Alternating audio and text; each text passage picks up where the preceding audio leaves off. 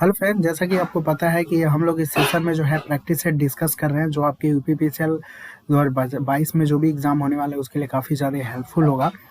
तो इस सेशन ये पार्ट नंबर 2 है। डेली आपको 8 PM पे ये सीरीज़ मिलता रहेगा जिसका नाम है next level power MCQ series.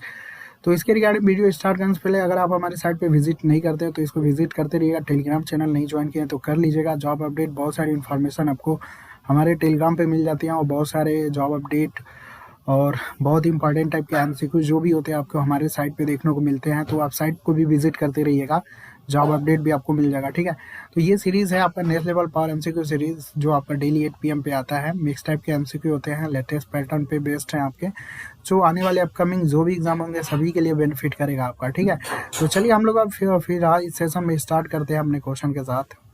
और सेशन को स्टार्ट करने से पहले आप लोग जो है इस वीडियो को लाइक कर दीजिएगा और दोस्तों के साथ भी शेयर कर दीजिएगा। क्वेश्चन का लेवल आई थिंक सबको पता ही होगा, धीरे धीरे अभी और अच्छे लेवल के क्वेश्चन अभी स्टार्ट हो जाएंगे अभी आपके। तो क्वेश्चन को ये वीडियो को जो है ज़्यादा से ज़्यादा लोगों तक शेयर करिएगा। ठीक है, और वीडियो को लाइक भी करिएगा अगर पसंद आता है तो चलिए हम लोग स्टार्ट करते हैं अपने क्वेश्चन के साथ। तो आज का हमारा पहला क्वेश्चन यहाँ पे काफ़ी इंपॉर्टेंट टाइप का क्वेश्चन है, इस चीज़ को ध्यान दीजिएगा। और वेरी इंपॉर्टेंट क्वेश्चन है आपका यूपीपीसीएल में, इस टाइप का क्वेश्चन ईजिली पूछा जाता है। जो कैपेसिटी क्वेश्चन है आपका, capacitor switching is easily done. ठीक है, तो कैपेसिटर जो स्विचिंग होता है इजीली हम लोग किस में कर सकते हैं आपका। ठीक है, तो कैपेसिटर स्विचिंग इजीली हम लोग कर सकते हैं आपका वैक्यूम सर्किट ब्रेकर में आपका। ठीक है, क्यों कर सकते हैं हम लोग वैक्यूम सर्किट ब्रेकर में? तो सबसे पहले इसको समझने के लिए आपको समझना पड़ेगा rate of rise of restriking voltage. ठीक है, rate of rise of recovery voltage भी आप इसे बोल सकते हो। तो इसका पहले समझना पड़ेगा rate of rise of recovery voltage. ठीक है, rate of rise of recovery voltage. ठीक है, ये आपका एक तरीके से पीक ट्रांजिएंट रिकवरी वोल्टेज होता है जो टोटल डिवाइडेड होता है आपका total time from zero to peak voltage पे। ठीक है, तो इसका आप लिख लीजिएगा rate of rise of recovering voltage होता है इट इज डिफाइन। ठीक है, इसको कभी कभी डिफिनीशन भी देके आपको पूछ लेता है। आज के टाइम में क्वेश्चन बनाना हो तो डिफिनीशन भी देके पूछा जाता है। It is define as peak peak peak transient recovery voltage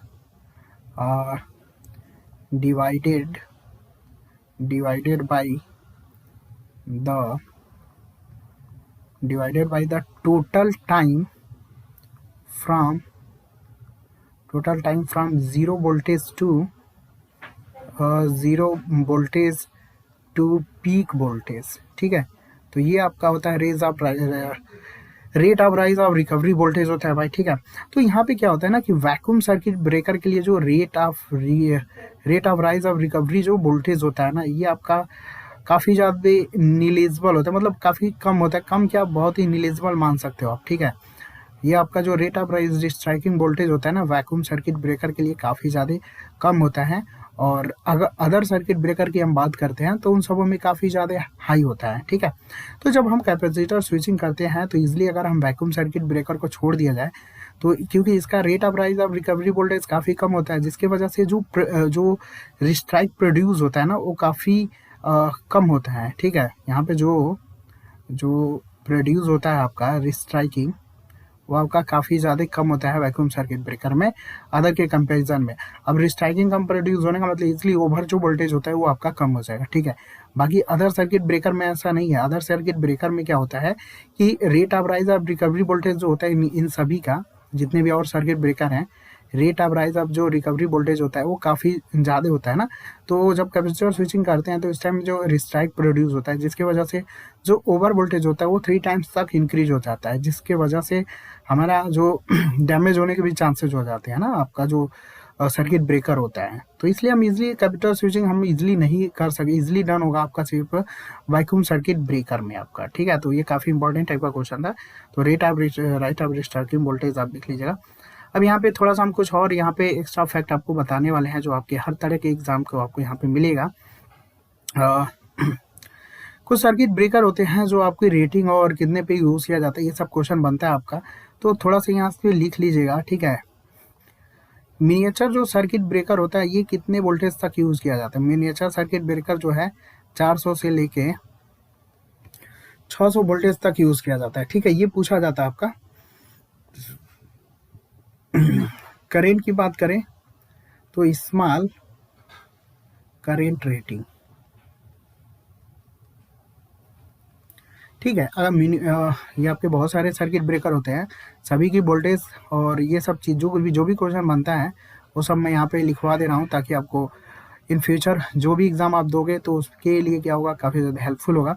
तो मिनिएचर सर्किट ब्रेकर जो है 400 से लेकर 600 वोल्टेज तक यूज़ किया जाता है। करंट की जो रेटिंग होती है इस वाले में काफ़ी कम रखा जाता है, ठीक है। उसके बाद आता है हमारा एयर ब्रेक सर्किट ब्रेकर होता है, ठीक है। ये आपका नॉर्मली जो होता है आपका 400 वोल्टेज से लेके 11 केवी तक यूज़ करते हैं हम लोग इसमें। और करंट की अगर रिक्वायरमेंट की बात करें तो ये लगभग होता है आपका 5 एम्पियर तक भी यूज़ करते हैं, और मैक्सिमम 750 मेगा वोल्ट एम्पियर तक भी हम लोग इसको यूज़ करते हैं। एयर सर्किट ब्रेकर में कई सारी चीज़ों मतलब कई इसका और बहुत टाइप के एयर सर्किट ब्रेकर होते हैं आपके, ठीक है। और मिनिएचर सर्किट ब्रेकर हो गया। उसके बाद आपका एक और आता है आपका मिनिमम ऑयल सर्किट ब्रेकर, ठीक है। मिनिमम ऑयल सर्किट ब्रेकर में हम लोग नॉर्मली ट्रांसफार्मर का ऑयल यूज़ करते हैं यहाँ पे, ठीक है। तो ये आपका इसका जो होता है वो 3.3 केवी से लेके हम लोग लगभग 220 केवी तक यूज कर सकते हैं। और करंट की रेटिंग इसमें काफ़ी ज़्यादा होती है, लगभग 25,000 मेगा वोल्ट एम्पियर तक हम इसमें मिनिमम ऑयल सर्किट ब्रेकर में यूज कर सकते हैं, ठीक है। इसी तरीके अगर हम बात कर लेते हैं वैक्यूम सर्किट ब्रेकर का, तो वैक्यूम सर्किट ब्रेकर में भी जो है लगभग इसका यूज़ नॉर्मली 765 किलो वोल्ट से ऊपर तक के लिए वैक्यूम सर्किट ब्रेकर यूज़ करते हैं, ठीक है। 765 से कम, ठीक है, बिलो द 765 के लिए यूज़ करते हैं। करंट की रेटिंग यहाँ पे 1000 से लेके लगभग 50,000 मेगा वोल्ट एम्पियर तक हम इसको प्रेफरेंस देते हैं। लेकिन सबसे ज़्यादा अगर रिएबिलिटी की बात करें तो SF6 सर्किट ब्रेकर आता है आपका। SF6 सर्किट ब्रेकर जो होता है इसमें जो SF मीडियम होता है एक तरीके का, जिसका वेट यहाँ पे जो गैस होता है ना वो मैक्सिमम 5 kg पर सेंटीमीटर स्क्वायर के फॉर्म में रखते हैं हम लोग। और ये जो होता है लगभग 765 kV प्लस 765 kV तक भी यूज़ होता है, उससे एबव भी हम लोग SF6 सर्किट ब्रेकर को ही प्रेफरेंस देते हैं, ठीक है। करंट रेटिंग आपका सेम वैक्यूम सर्किट ब्रेकर ही जैसा है, ठीक है। 1000 से लेके 50,000 मेगा वोल्ट एम्पियर तक हम यूज़ कर सकते हैं SF6 सर्किट ब्रेकर में, ठीक है। तो 765 जो होता है वो आपका बिलो वैक्यूम सर्किट ब्रेकर के लिए यूज़ होता है। SF6 के लिए जो है 765 kV या उससे ज़्यादा के लिए हम लोग SF6 यूज़ करते हैं हम लोग, ठीक है। तो ये चीज़ है, तो ये आप थोड़ा सा ध्यान दीजिएगा। नॉर्मली अगर हम बात करें, देखो अगर हम थोड़ा सा एक और टेबल देख लेते हैं, अगर बिलो 1 kV अगर हमारे पास है, ठीक है, उसके बाद हमारी एक और कैटेगरी है 3.3 kV से लेकर 33 kV तक कोई एक रेंज है, ठीक है। अगला रेंज हम मान लेते हैं 132 kV से लेकर 220 kV तक कोई रेंज है, ठीक है। और अगला रेंज है हमारा 400 kV से लेकर मान लो 765 kV तक रेंज है हमारे। तो इसमें हम कौन कौन सा सर्किट ब्रेकर यूज़ करेंगे, थोड़ा सा इसको ध्यान दे लीजिए, ठीक है। तो देखो अगर बिलो 1 kV है, ठीक है, अगर मतलब क्वेश्चन इस तरीके से भी बन सकता है, इसलिए मैं यहाँ पे आपको नेक्स्ट लेवल का मतलब इजली सिंपल ही है। एक क्वेश्चन के साथ आपको इजली बात है, बहुत जो लोग पहले से जुड़े हैं उनको पता होगा कि क्वेश्चन के साथ जो भी क्वेश्चन बनता है मैं हर एक कोशिश करता हूँ देने का, ठीक है। तो ये आपको ध्यान रखना है, ये जो मैंने अभी लिस्ट लिखवाया हुआ है मिनिएचर सर्किट ब्रेकर इतने वोल्टेज के लिए यूज़ होता है ना, करंट इसकी कम होती है। एयर का आपका 11 kV तक यूज़ कर सकते हैं मैक्सिमम, ठीक है। मैक्सिमम याद रखिएगा आप, ठीक है। मिनिमम ऑयल सर्किट ब्रेकर 220 तक यूज कर सकते हैं, vacuum below the 765 kV, SF6 जो है एबव द 765 kV, ठीक है। तो मैक्सिमम आपको यहाँ पे याद रखना है कि कितने के लिए यूज़ होगा आपका, ठीक है। अब यहाँ पे अगला जो है इस तरीके से भी क्वेश्चन बनेगा, बिलो द अगर 1 kV दिया है तो यहाँ पे हम normally air brake circuit breaker को ज़्यादा हम लोग एयर ब्रेक सर्किट ब्रेकर को ज़्यादा प्रेफरेंस देते हैं, ठीक है। अगर 3.3 kV से लेकर अगर 33 kV तक है तो इस कंडीशन में हम कौन सा सर्किट ब्रेकर यूज़ करते हैं, तो इस कंडीशन में हम लोग वैक्यूम सर्किट ब्रेकर यूज़ करते हैं, ठीक है। और यहाँ पे हम SF6 भी यूज कर सकते हैं, लेकिन कॉमनली अगर इस क्वेश्चन में पूछ लिया जाए कॉमनली कौन सा यूज होता है तो आपको वैक्यूम सर्किट ब्रेकर को याद रखना है, ठीक है। कॉमनली किसका यूज़ करते हैं हम लोग, वैक्यूम सर्किट ब्रेकर को यूज़ करते हैं 3.3 kV से लेकर 33 kV के लिए, ठीक है। इसी तरीके मान लो अगर 132 से लेकर अगर 220 तक अगर हमें यूज़ करना है तो इसके लिए भी हम देखो यहाँ पे यूज़ करते हैं मिनिमम ऑयल सर्किट ब्रेकर भी यूज़ कर सकते हैं हम लोग, ठीक है। SF6 सर्किट ब्रेकर भी यूज़ कर सकते हैं और यहाँ पे हम एयर ब्लास्ट सर्किट ब्रेकर भी यूज कर सकते हैं। लेकिन ज़्यादातर हम इसका प्रेफरेंस किसको देंगे भाई, यहाँ पे ज़्यादा प्रेफरेंस देंगे हम लोग SF6 सर्किट ब्रेकर को, अगर 132 kV से ऊपर जा रहा है, ठीक है। इस वाले में इसको प्रेफरेंस देंगे हम लोग। उसी तरीके से मान लो यहाँ पे 400 और 765 के बीच का रेंज है तो इसमें भी SF6 सर्किट ब्रेकर यूज होता है और एयर ब्लास्ट, बस 2 ही यूज होता है आपके यहाँ पे, ठीक है। तो इसमें भी जो है हम लोग SF6 को ही प्रेफरेंस देंगे। तो ये चीज़ थोड़ा सा ध्यान दीजिएगा, कॉमनली अगर क्वेश्चन बनता है तो आप इजीली इस चीज़ को ध्यान दीजिएगा कि क्या पूछा गया आपका, ठीक है। तो ये पूरी लिस्ट लिख लीजिएगा, काफ़ी इंपॉर्टेंट क्वेश्चन है आपके, ठीक है। इस यहाँ से जो मैंने लिखवाया है हर टाइम मतलब हर एग्जाम में आपका बनता ही है क्वेश्चन आपका, ठीक है। बिलो 1 kV के लिए एयर ब्रेक आपको याद रखना है ना, 33 के लिए वैक्यूम आप याद रखिएगा और 220 के लिए नॉर्मली SF6 जो कॉमनली यूज होता है ना वही ज़्यादा पूछा जाता है आपका, ठीक है। वैसे तो एग्जामिनर के ऊपर मूड है कि मान लो 132 से दे दिया, पूछ ले कि कौन कौन सा यूज किया जा सकता है। तो मिनिमम में ऑयल भी यूज़ कर सकते हैं, SF भी यूज़ कर सकते हैं, ब्लास्ट भी यूज़ कर सकते हैं ना। लेकिन अगर कॉमनली या मोर यूज़ पूछता है ना तो उस कंडीशन में जो मैंने ये गोला मारा है ना उसको आप टिक करिएगा। तो आई थिंक आप समझ गए होंगे क्वेश्चन का लेवल कैसे बन सकता है, ठीक है, इजिली। तो चलिए अगले क्वेश्चन की तरफ चलते हैं हम लोग। अगला देखिए क्वेश्चन इस टाइप के क्वेश्चन आपके पूछे जाते हैं, ठीक है। दिया गया है कि 220 वोल्ट का कोई मान लो DC शंट मोटर है जिसमें आपका आर्मेचर का रेजिस्टेंस मान लो 2 ओम है और वो रन कर रहा है आपका 1000 RPM पे, ठीक है। और मान लो करंट आपका ले रहा है 10 ampere from the supply, it is break by plugging. यहाँ पे अगर हम लोग प्लगिंग ब्रेकिंग यूज़ करते हैं तो ब्रेकिंग करंट हम यहाँ पे बताना है, ठीक है। तो सबसे पहले हम यहाँ पे जो होता है आपका DC शंट मोटर को यहाँ पे बना के दिखा देता हूँ मैं। देखो DC शंट मोटर में यहाँ पे प्लगिंग यूज़ करना है हमें। यहाँ पे होता है आपका बैक EMF होता है आपका, ठीक है। और ये मान लो हमारे पास DC शंट जनरेटर है आपका, ठीक है। ये मान लीजिए आपका सप्लाई वोल्टेज है यहाँ पे, तो यहाँ पे सप्लाई वोल्टेज है, यहाँ पे मान लो बैक EMF की डायरेक्शन इधर है आपका, ठीक है। और आर्मेचर का भी रेजिस्टेंस कुछ ना कुछ होगा यहाँ पे, और करंट मान लो यहाँ सप्लाई से आ रही है तो करंट ये आपका IE हो गया, और इधर जो करंट होगी आपकी शंट करंट फ्लो होगी, और बस यही आपका करंट यहाँ से इंटर करेगी, ऐसे जाएगी। प्लगिंग जब यूज़ करते हैं ना तो जो करंट होती है उसकी डायरेक्शन को रिवर्स कर दिया जाता है, कनेक्शन को चेंज करके आपका। तो यही होता है आपका प्लगिंग, काफ़ी तगड़ा ब्रेकिंग होता है। तो अगर यहाँ पे हमें प्लगिंग लगाना है तो करना क्या है, यहाँ पे बस इसके कनेक्शन को रिवर्स करना है, ठीक है। ये आपका बैक EMF था तो बैक EMF की जो डायरेक्शन थी इधर थी वो आपका उधर ही रहने दीजिए, ठीक है। यहाँ पे एक रेजिस्टेंस ऐड कर लीजिए जो आपके करंट को कंट्रोल किया जा सके हमें ईजिली। और यहाँ पे देखो जो सन फील्ड वाइंडिंग थी ना हम इसको ऐसे ही रखेंगे, सन फील्ड वाइंडिंग ऐसे ही रखेंगे। बस ये वाला जो टर्मिनल है ना इसको ला के इधर कनेक्ट कर देंगे हम लोग, ठीक है। पहले क्या था इस तरीके से था, अब इसको इधर कनेक्ट कर देंगे और इस वाले को जो है इस साइड ला के इस तरीके से उल्टा कनेक्ट कर देंगे, ठीक है। अब इसको सप्लाई वोल्टेज से हम लोग जोड़ देंगे तो करंट ऐसे ही आएगी, फिर उसके बाद इस तरीके से करंट आएगी, उसके बाद इधर से आके आपका ऐसे करके ऐसे करंट जाएगी, ठीक है। तो हमने पोलरिटी को क्या कर दिया है, चेंज कर दिया है, बस इसी को बोलते हैं प्लगिंग, ठीक है। सारी चीज़ें वही रहेंगी, आपका सप्लाई वोल्टेज सारी चीज़ें वही रहेंगी। तो प्लगिंग का मतलब कुछ होता नहीं है, बस आपका डायरेक्शन को बदल दिया जाता है, जो वाइंडिंग का कनेक्शन होता है उसको बदल दिया जाता है, ठीक है। इसीलिए कभी कभी ना प्लगिंग को हम लोग बोलते हैं आल्सो नोन एज, कभी कभी पूछा जाता है तो ये होता है आपका रिवर्स करंट ब्रेकिंग भी इसे बोलते हैं हम लोग, ठीक है। छोटी छोटी चीज़ें हैं और ये सब एग्जाम में आती हैं, जो लोग बिगनर है उनके लिए भी भाई सबको लेके चलना है यहाँ पे। रिवर्स करंट ब्रेकिंग भी बोला जाता है प्लगिंग को आपका। तो इस कंडीशन में देखो अगर मोटर है ना तो मोटर में इजिली हमें पता है कि मोटर में क्या होता है, मोटर का जो इक्वेशन होता है कुछ इस फॉर्म में होता है आपका, ठीक है। मोटर का इक्वेशन जो होता है कुछ इस फॉर्म में होता है आपका, ये मोटर का इक्वेशन है हमारा, ठीक है। या इसी को हम लिख सकते हैं बैक EMF अगर यहीं से निकाला जाए तो बैक EV को इधर पाशांदा कर दो और ये V minus IA into RA हो जाएगा, ठीक है। तो यहाँ पे क्या होता है कि जो हम लोग यहाँ पे इस वाले कंडीशन के लिए जो होता है ना, वो आपका यही फार्मूला यूज़ होता है हमारा, ठीक है। लेकिन अगर सपोज दैट अगर आप इस चीज़ को बदल दे रहा हो वाइंडिंग को, तो यहाँ पे जो वोल्टेज और जो बैक ईएमएफ होगा वो ऐड हो जाएगा, ठीक है। क्योंकि करंट की पोलैरिटी जो होता है रिवर्स हो जाती है, जिसकी वजह से जो सप्लाई वोल्टेज है और जो बैक ईएमएफ है ना, वो एडिंग की तरीके से काम करता है आपका, ठीक है।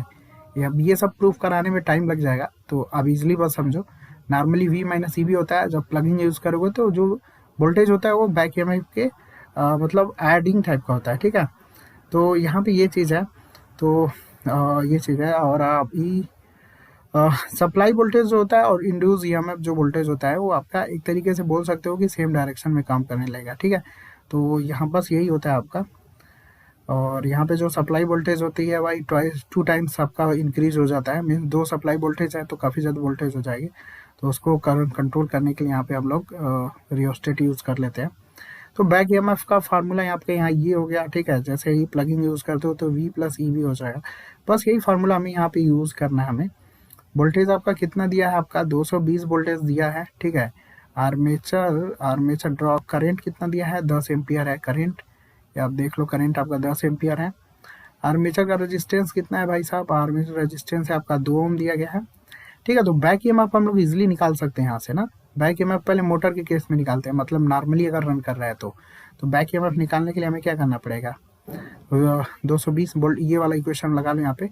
तो 220 हो जाएगा, माइनस IA कितना है आपके पास 10 है, और RA कितना है आपके पास 2 है, तो ये हो जाएगा 20, ठीक है। 220 माइनस 20 करिएगा तो यहाँ पे आपका जो बैक ईएमएफ बनेगा वो आपका 200 वोल्टेज बन जाएगा, ठीक है। तो ये नॉर्मली अगर डीसी शंट मोटर जैसे वर्क कर रहा है तो उस कंडीशन में जो बैक ईएमएफ होगा वो 200 वोल्टेज बनेगा। लेकिन अगर हम प्लगिंग यूज़ कर लेते हैं तो उस कंडीशन में क्या होगा, उस कंडीशन में देखो बैक ईएमएफ तो हमें आ गया, वोल्टेज हमें चाहिए था, वोल्टेज हमारे पास 220 बचा ही है, ठीक है। और बैक ईएमएफ हमें यहाँ से चाहिए था तो हम लोग यहाँ से बैक ईएमएफ निकाल लिया, तो ये कितना है आपके पास 200 है, ठीक है। और बराबर IA इंटू RA है। यहाँ पे प्लगिंग का करंट निकालना था हमें, यहाँ पे रेजिस्टेंस आपका दिया है, रेजिस्टेंस कितना आपको रखना है, रेजिस्टेंस 2 ओम ही रखना है आपको, ठीक है। तो यहाँ पे अब प्लगिंग के कंडीशन में जो ये it is break by plugging the breaking current, ठीक है। मतलब आप जो प्लगिंग यूज़ कर रहे हो उस कंडीशन में आपका करंट बताना है, ठीक है। ये तो नॉर्मली करंट था आपका ये वाला जो था, अब यहाँ पे प्लगिंग यूज़ कर रहे हैं तो आपका ये वाली करंट को हम लोग कंसिडर करेंगे ना। इसके साथ मतलब ये प्लस आ गया आपका, पहले क्या था आपका माइनस था। तो यहाँ से आइए जब निकालिएगा तो ये 220 और ये 400 2 से, तो ये कितना हो जाएगा 420 हो जाएगा ना, 200 420 और 2 से भाग दीजिएगा तो यहाँ पे 210 बनेगा। तो ये आपका दूसरा वाला जो ऑप्शन होगा वो आपका सही होगा। तो इस टाइप के क्वेश्चन बनते हैं, इस चीज़ को ध्यान दीजिएगा। जहाँ पे देखो जहाँ पे भी प्लगिंग होगा ना, सीधे सीधे बैक ईएमएफ और जो वोल्टेज होगा वो आपका ऐड हो जाएगा। बस इसकी चीज़ को आपको ध्यान में माइंड में रख के लेके चलना है। और यहाँ पे जो इक्वेशन होगा V माइनस EB बराबर IA इंटू RA, ये इक्वेशन होता है आपका DC मोटर का, ठीक है। चाहे शंट हो कोई भी हो, ये आपका इक्वेशन होता है, ये आपको याद करना होगा। तो इजिली आप यहाँ से क्वेश्चन बना ले जाओगे, ठीक है। तो चलिए अगले क्वेश्चन की तरफ चलते हैं हम लोग। अगला यहाँ पे क्वेश्चन दिया गया है कि एन आइडियल ट्रांसफार्मर है, हैज़ प्राइमरी टर्न आपका 100 है, N2 आपका 200 टर्न दिया गया है, विच म्यूचुअल फ्लक्स जो है आपका -0.0 T² माइनस 2T दिया गया है। इंड्यूस ईएमएफ आपको बताना है सेकेंडरी इन द वोल्टेज, ठीक है। तो काफ़ी अच्छे लेवल का क्वेश्चन है, SSC और SSC में और पावर ग्रिड में काफ़ी इस टाइप के क्वेश्चन आपको देखने को मिलते हैं। तो जो आइडियल ट्रांसफार्मर होता है, आइडियल ट्रांसफार्मर तो ईजिली इसकी कुछ प्रॉपर्टीज़ होती हैं, ठीक है। जैसे कि यहाँ पे कोई वाइंडिंग में लॉस नहीं होता है भाई, पहला चीज़ है, ठीक है। नो कोर लॉस, यहाँ पे कोई कोर लॉस नहीं होता है। नो लीकेज फ्लक्स होता है, ठीक है, कोई लीकेज फ्लक्स नहीं होता है आपका। और यहाँ पे जो परमेबिलिटी होती है इसका, ये सब क्वेश्चन पूछा जाता है इसलिए मैं बता रहा हूँ, ठीक है। तो इसकी जो परमेबिलिटी होती है वो लगभग इनफाइनाइट होती है भाई, ठीक है। नो लोड करंट क्या होती है भाई साहब, 0 होती है ना। तो ये सब आइडियल ट्रांसफार्मर के कुछ कंडीशन है जो आपके एग्जाम में आते हैं, इसलिए मैं बता रहा हूँ। तो इस चीज़ को ध्यान देना। और यहाँ पे वोल्टेज रेशियो और टर्न रेशियो जो होता है आपका V2/V1 होता है आपका, ठीक है। E2/E1 हुआ, I1/I2 होता है, और N2/N1 होता है। तो इससे रिलेटेड भी काफ़ी ज़्यादा क्वेश्चन बनते हैं, तो इस चीज़ को भी ध्यान रखना है आपको यहाँ पे। अब यहाँ पे जो ईएमएफ इंड्यूस होता है ना फैराडे लॉ से, ठीक है, ईएमएफ जो इंड्यूस होता है फैराडे लॉ से, एन डी फाई अपन डी टी होता है आपका, ठीक है, यही फार्मूला यूज़ होता है हमारा मैक्सिमम। अब इसी फार्मूले का यूज़ करके हम लोग इस क्वेश्चन को सॉल्यूशन करने वाले हैं यहाँ पे। तो यहाँ पे जो पूछा गया क्वेश्चन था, induce EMF of the secondary in the voltage, secondary side voltage यहाँ कितना ईएमएफ इंड्यूस होगा ना, तो ईएमएफ निकालना है हमारे सेकेंडरी साइड में, तो नंबर ऑफ टर्न भी चाहिए हमें सेकेंडरी साइड का ही चाहिए, ठीक है। और डी फाई मतलब यहाँ पे जो फ्लक्स है वो हमें म्यूचुअल फ्लक्स चाहिए, ठीक है। बस हमारा फार्मूला बन गया, इसी फार्मूले का हम लोग यूज़ करने वाले हैं। तो यहाँ पे सेकेंड साइड में जो ईएमएफ होगा वो कितना होगा, इसको निकालने के लिए हमें N2 टर्न को यूज़ करना होगा। N2 टर्न कितना आपके पास 200 है, क्योंकि जो ईएमएफ जो इंड्यूस ईएमएफ हो वो सेकेंडरी साइड पूछा है ना, तो हम N2 का यूज़ करेंगे ना, N1 का यूज़ नहीं करेंगे। तो N2 आपका 200 दिया है, ये हो गया आपका, और 200 हो गया भाई, और डी अपान डी टी, और म्यूचुअल फ्लक्स आपका यहाँ पे देखो दिया गया है ये आपका, ठीक है। तो ये हमें पूरा ऐसे ही रखना है, -0.05 टी स्क्वायर इंटू -2t, ठीक है। तो ये हमें यूज़ करना है, और बाकी तो ठीक है। अब यहाँ से क्या करना है, हमें 200 हो गया, टाइम के रिस्पेक्ट में यहाँ पे आपको आकलन करना है यहाँ पे, तो इसको कर लीजिएगा, ठीक है। ये टी स्क्वायर 2t हो जाएगा, और ये t2 हो जाएगा आपका, ठीक है। तो 2 जब बाहर आएगा तो इससे जब गुणा करिएगा तो ये तो माइनस हो जाएगा ना, 2 से आप गुणा करिएगा 0.05 में, तो ये कितना हो जाएगा आपका 0.1 हो जाएगा, 5 दूनी 10 होगा ना, तो 10 हो जाएगा, ठीक है। और टी स्क्वायर का मतलब अब तो ये टी बचेगा, और 2t का कितना होगा जब आप लंग करोगे, तो यहाँ पे आपका बचेगा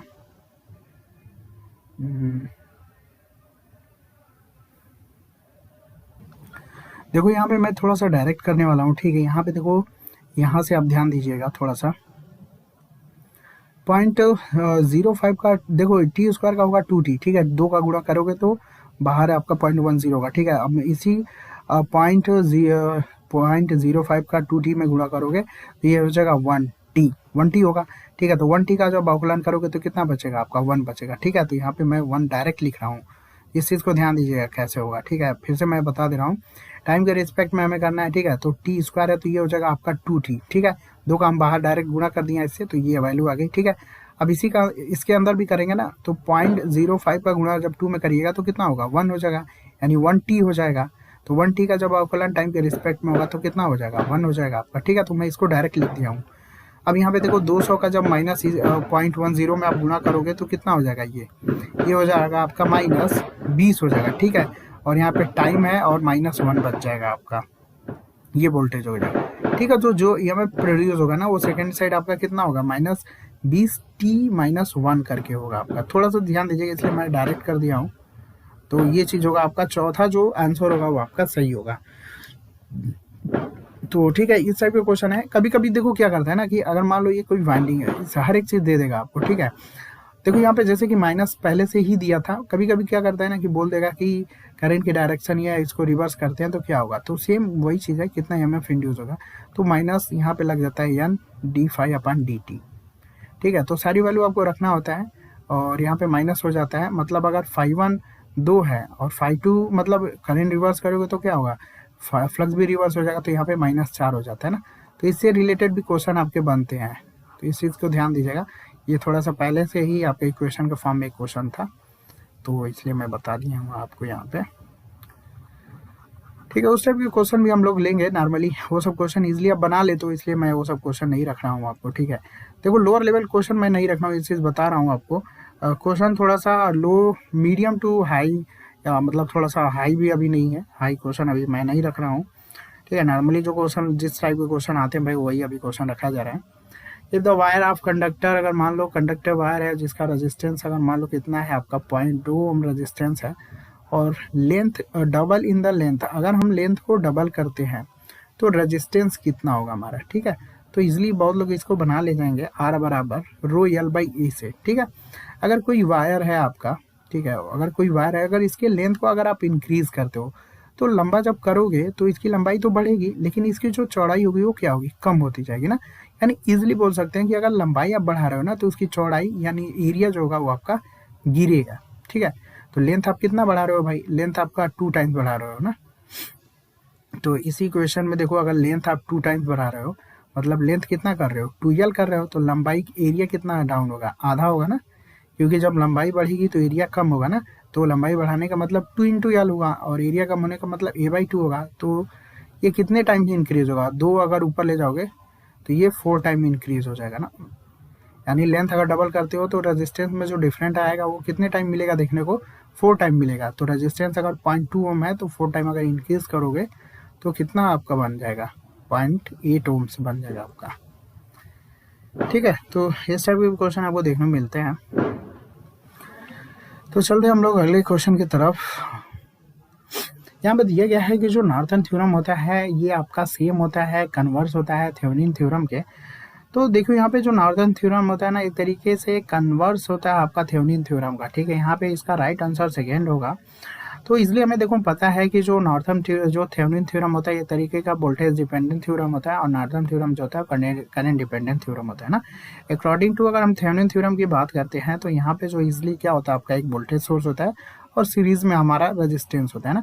अगर वहीं नॉर्थन की बात करते हैं तो एक इजिली करंट सोर्स होता है और पैरेलल में हमारा एक रेजिस्टेंस होता है। ठीक है, तो इसलिए आपका यही होता है। बहुत सारे यहाँ पे नॉर्थन और थेवेनिन के भी क्वेश्चन बनते हैं, उसको भी जो है हम लोग आने वाले क्वेश्चन मतलब इसी सीरीज में अच्छे लेवल के क्वेश्चन आपको डिपेंडेंट और इंडिपेंडेंट एब्जॉर्बिंग एनर्जी कंजर्वेशन सबसे रिलेटेड क्वेश्चन मैं करा दूंगा अलग से भी, तो आपको इजिली टेंशन नहीं लेना है। ठीक है, अब कुछ अलग टाइप के ही क्वेश्चन मैं कराऊंगा आपको इस सेशन में।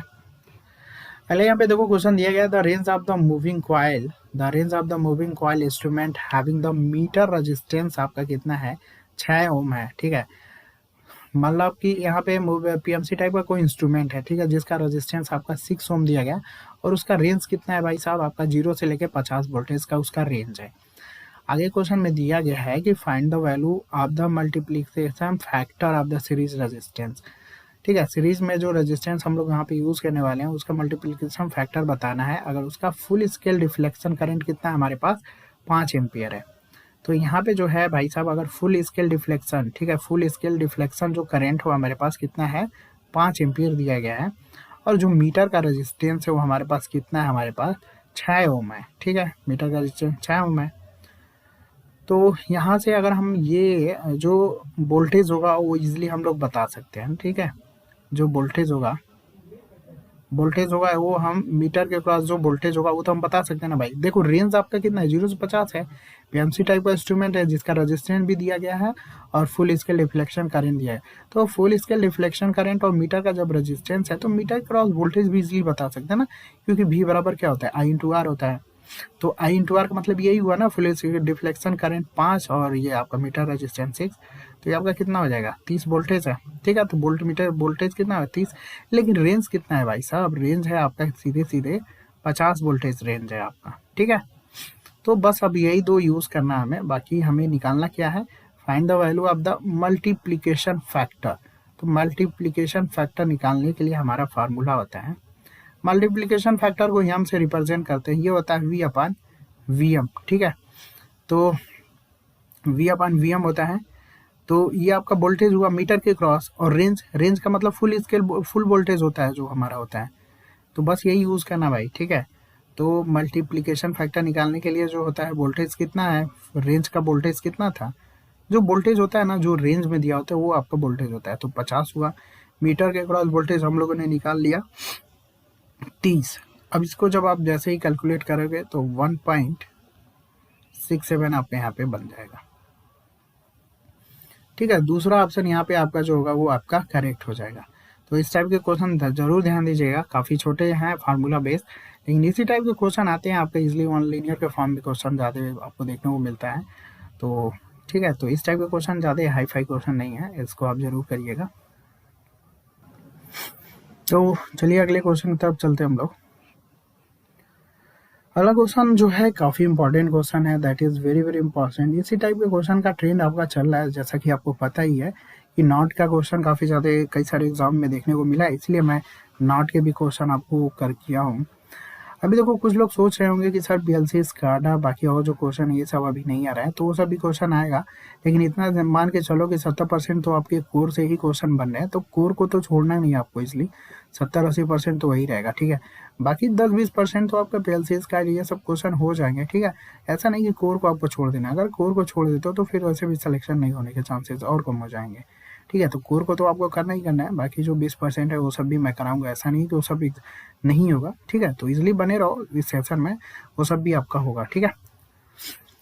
क्वेश्चन यहाँ पे दिया गया, for the parallel RLC circuit which one of the following statement is not correct, ठीक है। पैरेलल आरएलसी सर्किट है, कौन सा स्टेटमेंट यहाँ पे सही नहीं है, तो देखो यहाँ पे कौन सा स्टेटमेंट सही नहीं है भाई, चलो देखते हैं हम लोग। The bandwidth of the circuit decrease as R is increase, ठीक है। बैंडविड्थ देखो यहाँ पे क्या होता है ना कि अगर हम बात करते हैं बैंडविड्थ के बारे में, तो बैंडविड्थ जो होता है वो आपका होता है resonance frequency upon quality factor, ठीक है। ये आपका फार्मूला लेके चलना हमें, तो बैंडविड्थ बराबर होता है resonance frequency upon quality factor होता है यहाँ पे आपका, और वही बैंडविड्थ बराबर होता है कभी कभी 1/RC होता है पैरेलल सर्किट के केस में, ठीक है। बैंडविड्थ बराबर होता है 1/RC होता है। तो यहाँ पे आपका यहाँ पे इस क्वेश्चन से अगर हम यहाँ पे देखते हैं, तो यहाँ पे देखो दिया गया जो बैंडविड्थ है आपका सर्किट का वो डिक्रीज होगा अगर आर इंक्रीज कर दिया जाए, तो ठीक है। मतलब अगर रेजिस्टेंस बढ़ाओगे तो बैंडविड्थ क्या हो जाएगा आपका कम हो जाएगा, ये ऑप्शन आपका क्या है आपका सही है, ठीक है। यहाँ से देख लो अगर रेजिस्टेंस बढ़ा रहे हो तो क्या होगा बैंडविड्थ कम हो जाएगा ना, तो इजिली इस वाले फार्मूला का यूज कर सकते हैं, ठीक है। बैंडविड्थ बराबर होता है resonance frequency upon quality factor अपन बराबर 1/RC भी होता है कभी कभी, तो ये आपका सही है भाई। बैंडविड्थ जो पहले RC सर्किट की रेजिस्टेंस बढ़ाने से यहाँ पे बैंडविड्थ जो कम हो जाएगा, पहला ऑप्शन सही है। दूसरा यहाँ पे देखिए दिया गया है कि the bandwidth of the circuit remain the same if L is increase, अगर एल को इंक्रीज करते हैं तो बैंडविड्थ जो होता है वो आपका सेम है, मतलब बना रहेगा, तो ये इंडिपेंडेंट होता है, ठीक है। जो बैंडविड्थ है वो आपका इंडक्टेंस पे डिपेंड नहीं करता है, ठीक है, वो इंडिपेंडेंट होता है। अगर एल को आप इंक्रीज कर रहे हो या डिक्रीज कर रहे हो, ठीक है, एल ओनली क्वालिटी फैक्टर आपका चेंज होगा, ठीक है, बैंडविड्थ पे कोई फर्क नहीं पड़ता है। तो जो बैंडविड्थ होगा वो आपका रिमेन सेम ही बना रहेगा, अगर एल को आप इंक्रीज कर रहे हो या फिर डिक्रीज कर रहे हो कोई फर्क नहीं पड़ता है, ठीक है। तो ये भी आपका सही होगा। अगला क्वेश्चन दिया है, at resonance input impedance is real quantity, ठीक है। Input impedance is real quantity का मतलब कि रेजिस्टेंस जैसा बिहेव करता है, ठीक है, ये भी सही है। रेजोनेंस के कंडीशन में इजिली हमें जो इम्पीडेंस होता है ना वो इक्वल होता है आपका रेजिस्टेंस से, यानी प्योरली रेजिस्टिव सर्किट जैसे बिहेव करता है, तो प्योरली रेजिस्टिव का मतलब जो इनपुट इम्पीडेंस होता है तरीका रियल क्वांटिटी, रियल क्वांटिटी का मतलब एक्टिव पावर, ठीक है, किलोवाट का जो पावर होता है, तो आपका रेजिस्टेंस ही उसको वो करता है आपका, ठीक है। तो इस चीज में तो Z बराबर R होगा, थोड़ा सा इस वाले लैंग्वेज में ध्यान दीजिएगा। Input at resonance input impedance is real quantity का मतलब वही रेजिस्टेंस की इक्वल है, ठीक है, ऐसा नहीं कि और कुछ आपको यहाँ पे वो किया गया, ये सही है। तो यहाँ पे नॉट करेक्ट पूछा गया है, तो रेजोनेंस के कंडीशन में the magnitude of the input impedance attain the minimum value, यहाँ पे ये बोला है कि जो इनपुट इम्पीडेंस है वो मिनिमम वैल्यू होता है, तो ये आपका गलत है भाई, ठीक है। ये आपका सीरीज सर्किट में होता है, जब सीरीज सर्किट होता है ना तो वहाँ पे जो इनपुट इम्पीडेंस कम होता है, लेकिन पैरेलल में इनपुट इम्पीडेंस क्या होता है आपका ज़्यादा होता है ना, तो ये वाला जो स्टेटमेंट है कौन सा नॉट करेक्ट, मतलब ये करेक्ट नहीं है भाई, ठीक है, ये एक तरीके से क्या है गलत है, चौथा ऑप्शन, बाकी सब सही है, तो इसका क्वेश्चन का आंसर आपका चौथा हो जाएगा, ठीक है। तो नॉट करेक्ट पूछा गया है इसलिए थोड़ा सा ध्यान दीजिएगा। तो थोड़ा सा देखो ये वाली जो फार्मूला है बैंडविड्थ बराबर रेजोनेंस फ्रीक्वेंसी अपन क्वालिटी फैक्टर 1/RC, ठीक है, ये आप याद रखिएगा, दैट इज इम्पॉर्टेंट है। मैं आपको छोटा सा और एक चीज़ लिखवा दे रहा हूँ यहाँ पे, थोड़ा सा इसको भी ध्यान रखिएगा। देखो अब इसमें ये नहीं है कि क्वेश्चन आपको ज़्यादा करना है, बहुत सारी चीज़ें मैं यहाँ पे जो है लिस्ट हो टेबल हो जो भी आप समझ लो इसको, ठीक है, यहाँ पे मैं आपको दे रहा हूँ ताकि जो बिगनर है ना, जो बिगनर है उनके लिए भी काफ़ी मतलब वो रहेगा आपका, ठीक है। देखो अगर मान लो पहला हम लेके चलते हैं, हमारे पास सीरीज सर्किट है हमारे पास, ठीक है, या हम बोल सकते हैं हमारे पास सीरीज रेजोनेंस सर्किट है, और एक हमारे पास है मान लो पैरेलल रेजोनेंस सर्किट है, सीरीज रेजोनेंस सर्किट और पैरेलल रेजोनेंस सर्किट है हमारे पास, ठीक है। अब इसमें हम लोग जो क्वेश्चन बनता है ना, इजिली आपको इसको ध्यान रखिएगा, आपका कहीं भी क्वेश्चन नहीं छूटेगा यहाँ से,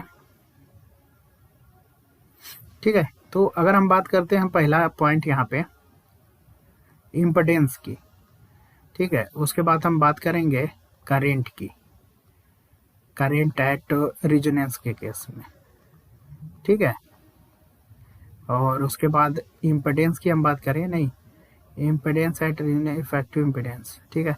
ये इम्पिडेंस की हम बात करेंगे, उसके बाद जो है इफेक्टिव इम्पिडेंस की हम बात करेंगे, ठीक है। इसके बाद इफेक्टिव इम्पिडेंस, इफेक्टिव इम्पिडेंस की बात करेंगे हम लोग। फिर ये किस किस सर्किट को मैग्नीफाई करता है, ठीक है, मैग्नीफाई पे बात करेंगे हम लोग, मैग्नीफाई पे। और आल्सो नोन एज, और सर्किट को हम लोग क्या क्या बोलते हैं इसको, आल्सो नोन एज, इस पे बात करेंगे। पावर फैक्टर पे हम बात करेंगे, पावर फैक्टर, ठीक है। कलर चेंज कर देता हूँ मैं पहले। अब देखो यहाँ पे, ये मान लो ये सीरीज रेजोनेंस सर्किट है, ये आपका पहला रेजोनेंस सर्किट है आपका, ठीक है। इम्पिडेंस क्या होता है भाई, अगर रेजोनेंस के कंडीशन में जो इम्पिडेंस होता है ना सीरीज में, ध्यान दीजिएगा, मिनिमम होता है आपका, ठीक है। बहुत इंपॉर्टेंट ये डाटा है आपका, जो बिगनर है उनके लिए बता रहा हूँ, जो 2 साल 3 साल से पहले ही पढ़ाई कर रहे हैं या तैयारी कर रहे हैं, उनको इजीली पता होगा। तो यहाँ पे इम्पिडेंस होता है वो मिनिमम होता है ना सीरीज के लिए, और वही पैरेलल के लिए क्या होता है आपका मैक्सिमम होता है, आपका पैरेलल के लिए मैक्सिमम होता है, ठीक है। वही बात करते हैं करेंट में, तो करेंट भाई सीरीज के लिए काफ़ी ज़्यादा मैक्सिमम होती है, और पैरेलल के लिए करंट जो होती है वो आपकी कम होती है, ठीक है। इफेक्टिव इम्पिडेंस का मतलब क्या होता है, यहाँ पे जो इम्पिडेंस होता है ना वो रेजिस्टेंस के बराबर होता है सीरीज रेजोनेंस सर्किट में। और यहाँ पे जो इम्पिडेंस होता है ना वो डायनामिक इम्पिडेंस होता है, मतलब L/CR या RC। यहाँ पे जो इम्पिडेंस होता है ना पैरेलल में, वो डायनामिक इम्पिडेंस के बराबर होता है, ठीक है। ये जो सर्किट होती है ना, ये आपका रेजोनेंस सर्किट काफ़ी ज़्यादा करंट होता है भाई, तो करंट ज़्यादा होगा तो वोल्टेज ड्रॉप भी काफ़ी ज़्यादा होगा ना, तो ये एक तरीके से वोल्टेज मैग्नीफाई सर्किट काम करती है, ठीक है। इसीलिए हम यहाँ पे ज़्यादा मतलब करंट होने की वजह से क्या होता है, ये एक्सेप्टर सर्किट है, मतलब ये सर्किट क्या करे, करंट को एक्सेप्ट करिए ना, तो इसे हम बोलते हैं एक्सेप्टर सर्किट, एक्सेप्टर सर्किट। तो ये वोल्टेज को मैग्नीफाई करेगा भाई, ठीक है। यहाँ पे अगर करंट कम है तो वोल्टेज ड्रॉप भी कम होगा, तो यानी कि ये वोल्टेज को मैग्नीफाई करेगा, तो ये किसको करेगा, ये जो सर करे ये करंट को करेगा, और ये करंट भाई कम है यहाँ, यानी सर्किट उसको एक्सेप्ट नहीं कर रही है, तो इसलिए हम इसे बोलते हैं रिजेक्टर सर्किट, ठीक है। इसे हम बोलते हैं रिजेक्टर सर्किट। और पावर फैक्टर देखो दोनों के कंडीशन में यूनिटी ही होता है ना, मतलब 1 होता है, ठीक है।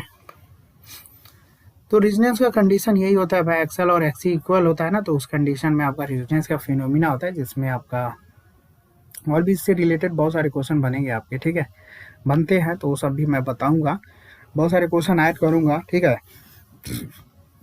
ऐसा नहीं है, जितना भी आपका है हाफ पावर कितना होता है, ठीक है, बहुत सारे क्वेश्चन आपको ऐड किया जाएगा। जो करंट होता है ना वो मैक्स का √2 होता है, और जो इम्पिडेंस होता है वो √2 होता है। तो बहुत सारे क्वेश्चन बनेंगे, तो वो सब भी मैं आपको इसी टॉपिक में, इसी मतलब सीरीज में आपको कवर करा दिया जाएगा, तो ईजिली आप बने रहिएगा, ठीक है। जो चीज़ें दिमाग पे आएंगी उसे बता दूंगा, और जो नहीं भी आएंगी तो कोशिश रहेगी कि और टाइप के क्वेश्चन ऐड होते रहेंगे इसमें, तो उसमें सारी चीज़ें कवर हो जाएंगी आपके, ठीक है। चलो देखते हैं आगे। अगला क्वेश्चन है 8 बीट का जो रजिस्टर है कंसिस्ट ऑफ द कितना फ्लिप फ्लॉप का जो है होगा। तो यहाँ पे देखो 8 बीट का कोई रजिस्टर है ना, तो उसमें 8 जो है फ्लिप फ्लॉप आपका यूज होगा, ठीक है। जो नंबर ऑफ जो इंडिविजुअल डाटा जो लाइसेंस की रिक्वायरमेंट होती है सिंगल शिफ्ट रजिस्टर में, वो इक्वल होता है number of bit to be store, जो भी स्टोर होगा उसके इक्वल होता है, ठीक है। तो यहाँ पे 8 बीट का अगर शिफ्ट का रजिस्टर है, ठीक है, 8 बीट का शिफ्ट का रजिस्टर है, तो ये स्टोर करेगा आपका 8 बीट डाटा को, ठीक है, जिसमें हमें क्या चाहिए, 8 इंडिविजुअल डाटा फ्लिप फ्लॉप चाहिए, ठीक है। तो इसका आंसर आपका 8 हो जाएगा आपका। तो ये चीज़ है।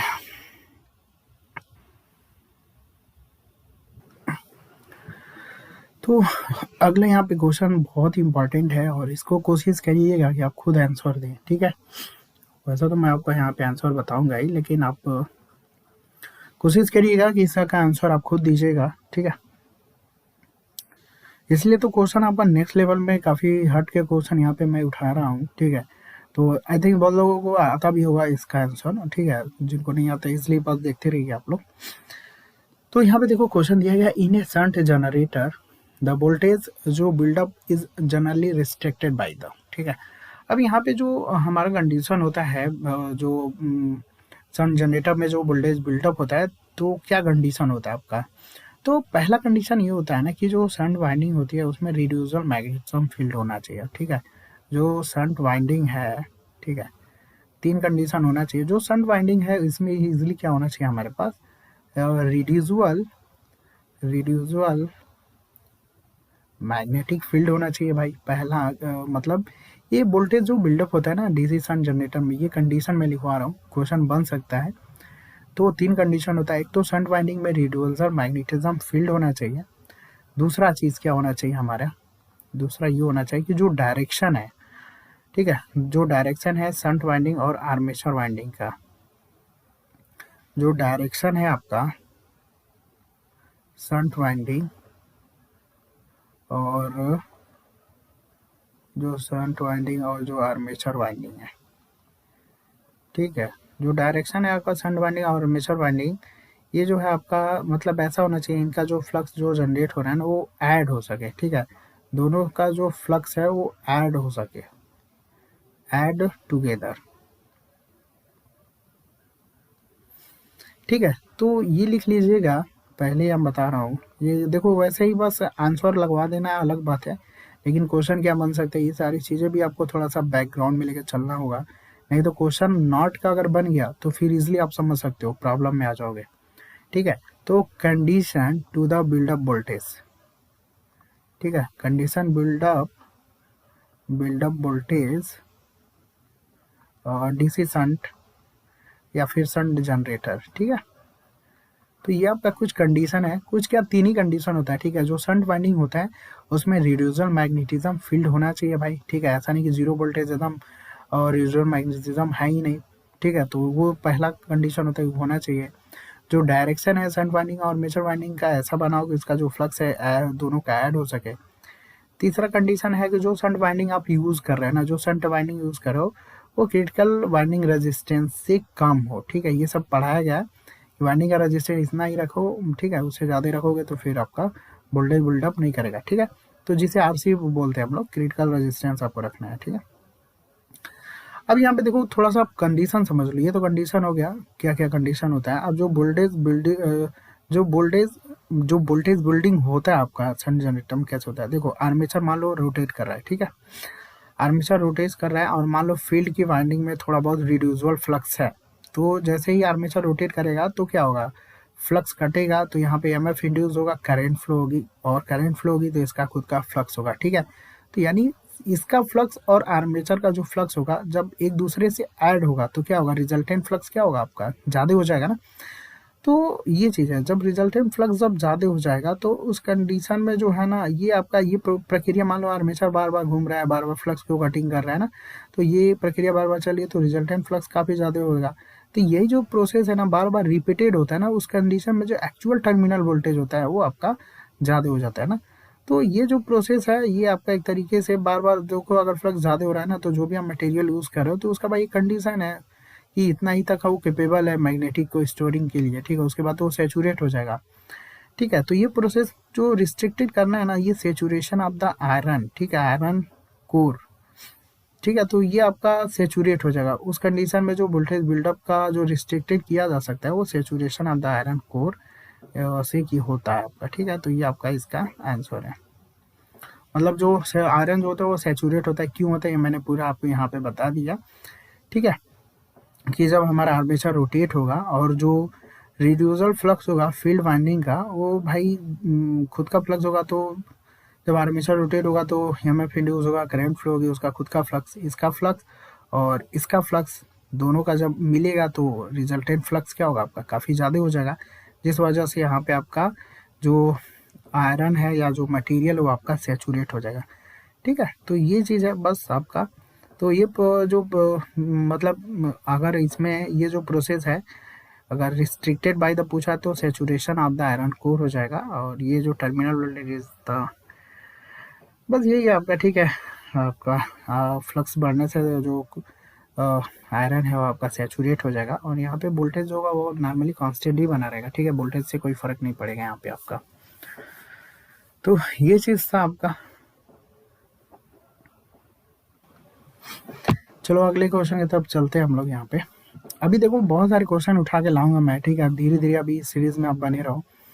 अगला यहाँ पे क्वेश्चन जो है दिया गया, the current coil of the watt meter is connected in series, ठीक है, जो करेंट कॉइल है वो आपका सीरीज में कनेक्टेड है with one of the line is balance star connected load.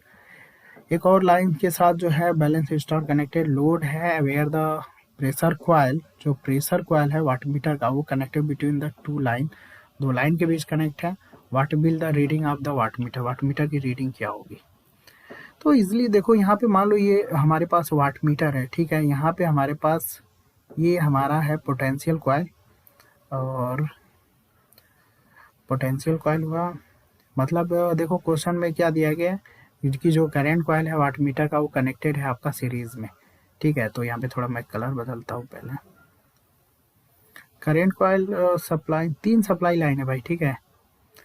मान लो ये दूसरी सप्लाई लाइन है, ये आपकी करंट कॉइल है, ठीक है, ये आपकी करंट कॉइल हुई। और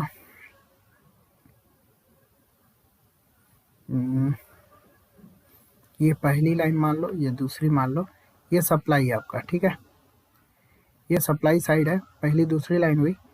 और यहाँ पे ये पोटेंशियल कॉइल के क्रॉस ही रेजिस्टेंस ऐड होता है, और यहाँ से ये मान लो आपकी तीसरी लाइन हुई, ठीक है। अब यहाँ पे हमें लोड लगा लेते हैं, ये लोड है हमारे पास, ये आपका लोड है, ठीक है, ये लोड है आपका। तो ये आपका लोड है भाई, ठीक है, जस्ट 1 सेकेंड, ये आपका लोड है। और यहाँ पे देखो जस्ट 1 सेकेंड, ये आपकी पहली लाइन है, और ये वाली लाइन अगर मान लो ये दूसरी है, ये आपकी लाइन तीसरी है, ठीक है। यहाँ पे मान लो I1 करंट है आपका, और ये आपका I2 है, ये आपका I3 है, ठीक है। ये वाट मीटर है, जैसा कि मैंने पहले ही बताया था, ये आपका वाट मीटर है। ये पोटेंशियल कॉइल है, ये आपका करंट कॉइल है, ठीक है। करंट कॉइल जो होता है भाई नंबर ऑफ टर्न कम होता है आपका, ठीक है, थोड़ा सा इसको ध्यान दीजिएगा। करंट कॉइल जो होता है नंबर ऑफ टर्न इसका कम रखते हैं, और ये मोटा होता है, मतलब एरिया ज़्यादा होता है, ठीक है। ये नंबर ऑफ टर्म और एरिया, और पोटेंशियल कॉइल का नंबर ऑफ टर्म ज़्यादा होता है, ठीक है, नंबर ऑफ टर्म ज़्यादा होता है और एरिया कम होता है, ठीक है। तो ये आपका जैसे कि ये अगर हम बात करते हैं डीसी सीरीज मोटर की, तो सीरीज का जो नंबर ऑफ टर्न होता है वो कम क्यों रखते हैं हम लोग, ठीक है, नंबर ऑफ टर्न कम होता है और एरिया ज़्यादा होता है, क्योंकि ये सप्लाई के साथ सीरीज में कनेक्टेड होता है ना। तो नंबर ऑफ टर्न मतलब सीरीज में देखो अगर कोई क्वांटिटी कनेक्ट है फील्ड वाइंडिंग, तो उसमें हमें फ्लक्स की रिक्वायरमेंट उतनी नहीं होती है, ठीक है, तो इसलिए नंबर ऑफ टर्न कम रखते हैं। और करेंट ज़्यादा होता है, तो आर बराबर रो एल बाई ए से अगर हम देखते हैं तो एरिया हम लोग ज़्यादा रखते हैं ना। क्यों रखते हैं, क्योंकि रजिस्टेंस कम कर सकें। रजिस्टेंस कम होगा तो करंट यहाँ से क्या होगी, ज़्यादा से ज़्यादा पास होगी ना, ठीक है, तो इजिली करंट पास होगी ज़्यादा से ज़्यादा, ठीक है, इसलिए रेजिस्टेंस कम होगा। रेजिस्टेंस कम होने का मतलब आई स्क्वायर आर का जो हीट लॉस होता है ना वो कम हो जाएगा, जिसकी वजह से जो सीरीज में वाइंडिंग होगा वो जलने के चांसेस कम होगा। वही चीज़ यहाँ पे भी होता है करंट कॉइल में, ठीक है। डीसी सीरीज जनरेटर में जो होता है सीरीज वाली जो फील्ड कॉइल का होता है, जो चीज़ मैंने कॉन्सेप्ट बताया वही चीज़ यहाँ पे भी होता है।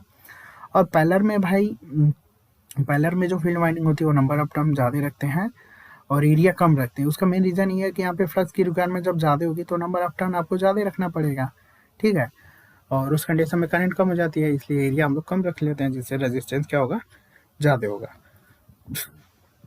तो ये है आपका, तो ये वाली फिगर बन गया। जैसा कि क्वेश्चन में दिया गया था कि the current coil of a watt meter is connected in series, current coil series में कनेक्टेड है वन ऑफ द लाइन, मतलब एक लाइन के साथ, ये बैलेंस स्टार कनेक्टेड लोड, यानी जो लोड है आपका बैलेंस है वो भी स्टार कनेक्टेड लोड है। Where the pressure coil of the watt meter connected between the other two line, जो प्रेशर कॉइल है अदर दो लाइन के बीच कनेक्टेड है। तो देखो प्रेशर कॉइल को हमने दो लाइन के बीच कनेक्ट कर दी, ये पहली लाइन है और ये आपकी दूसरी लाइन है, ठीक है। What will the reading of the watt meter की रीडिंग यहाँ पे बताना है। तो देखो जो रिएक्टिव पावर यहाँ पे जो है रीडिंग हमें यहाँ पे वाट मीटर की बताना है, तो जो रीडिंग होगी वाट मीटर की,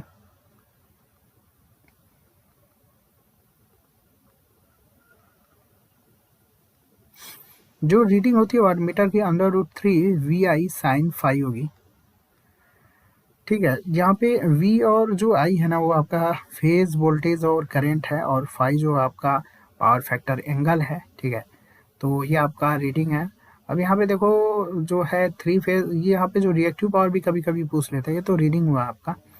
ठीक है, जो रिएक्टिव पावर अगर पूछता है हमें,